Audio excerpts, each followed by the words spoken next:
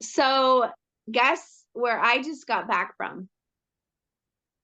You were in DC, weren't you? Yeah, it was so fun. I got to go to Washington, D.C. and see all the monuments and kind of be in touch with, American history. And of course, it's 2024 and there's election coming up. And as an author, there were all kinds of protesters around. Mm-hmm. There were people protesting Gaza, Ukraine, all around the White House. Okay. And I couldn't get my author brain to quit asking the question, do we as authors have some kind of moral obligation to write about our political climate or to have political messages in our writing? Or is that kind of the opposite? People just need to escape. Like our Mm. job is to provide escape. What do you I think? oh, I think both worldviews are valid, right? So no matter who you are as an author, if you're writing to write for escape, I think that's valid and to give your readers an escape. Or if you're writing because you want to shed light on something or you want to influence people, you want to do that aspect, I think that's valid as well. I think it kind of depends. This is when the engineering brain comes on. It depends on your ethical framework that, sits inside your own mind, and everyone has a different ethical framework. That's not a very satisfying answer though, is it, Morgan? Well, I think it's an interesting question to ask. So Yeah. let's make some assumptions. We know asked is out of you and me. Here we go. But Okay. let's assume that you as an author have something that you want to say that relates to politics. Should you put that in your novel or should you be careful not to offend people? I think you're going to offend people regardless. Even if you're not trying to offend people, you are going to offend people. And I think it's important, you as the author, you have control over your story, and you should say what you want to say. And if that involves politics, then it does.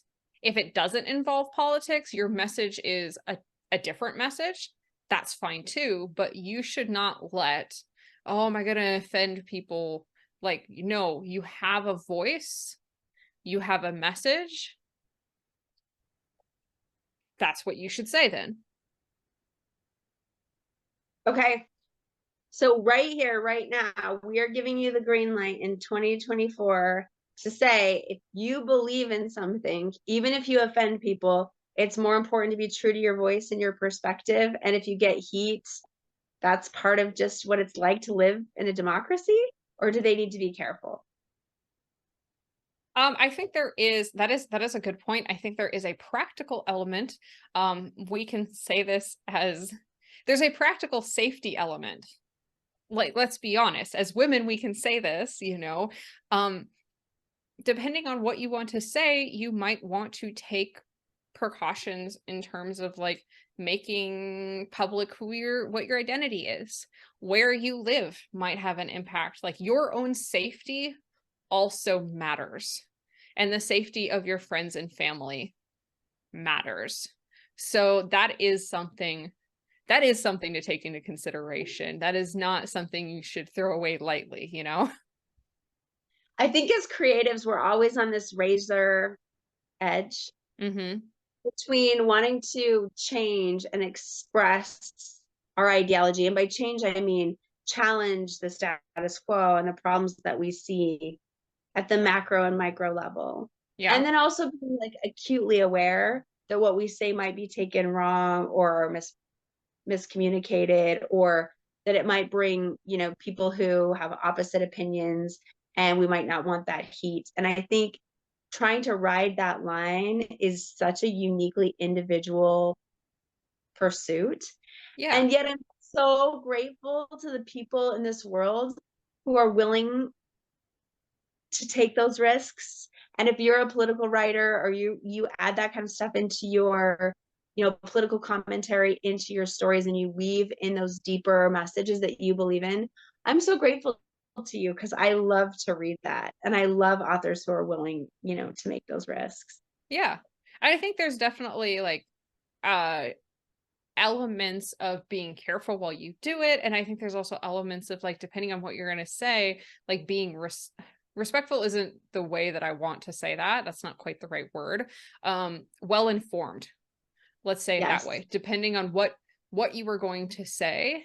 Like you shouldn't be saying anything without the, like, if you're coming from a place of ignorance, which can be difficult sometimes, right? Understanding different people's viewpoints, the ramifications of what you're saying, getting sensitivity. Molly, that is such an important point, because when you think about just going back to Washington, D.C. and walking through the halls of our, government for the people and by the people, and think about the importance of being authentically ourselves, but also making sure that what we're saying resonates the way we want it to resonate. And that's what our Yes. sensitivity readers do for us, is they check us and make sure that what we're saying comes across the way we want.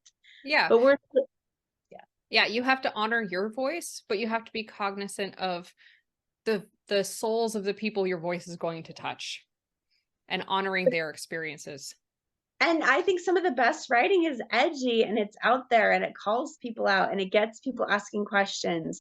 And so if you needed a call to action to include a little bit of your ideology into your work, this is it. There it is. I'll do editing so it'll come up to the screen. And on that note, go write.